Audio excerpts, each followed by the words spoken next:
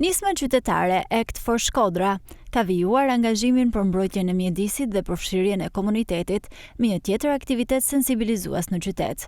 Këtë herë aksioni është zhvilluar në bllokun e pallateve në rrugën Isuf Sokolli, ku me mbështetjen e më të vegjëlve të kopshtit Hojzat janë dhuruar dhe mbjell fidan e pemë për gjelbërimin e zonës. Pemët na japin ajër të pastër dhe hije të freskët, prandaj do t'i duam dhe do t'i mbrojmë çdo ditë. Natyra është plot jetë dhe bukuri, ndaj na duhet ta mbrojmë dhe ta mbajmë pastër çdo ditë. Toka është shtëpia jone për bashkët, prandaj do ta mbajmë shumë të pastër. Toka është e pastër, fëmijët e lumtur.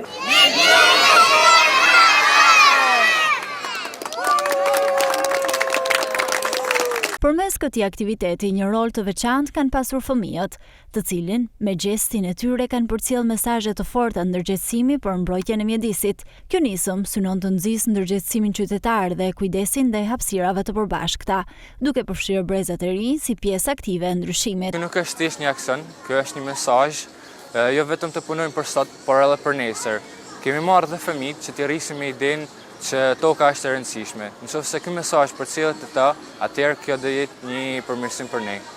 Kjo nismë synon të rrisë ndërgjegjësimin qytetar, duke përfshirë të gjitha grup moshat. Bashkëpunimi me fëmijët është thelbësor, pasi duhet të fillojë që më herët, në mënyrë që të krijojmë një kulturë të qëndrueshme ndaj mjedisit dhe komunitetit.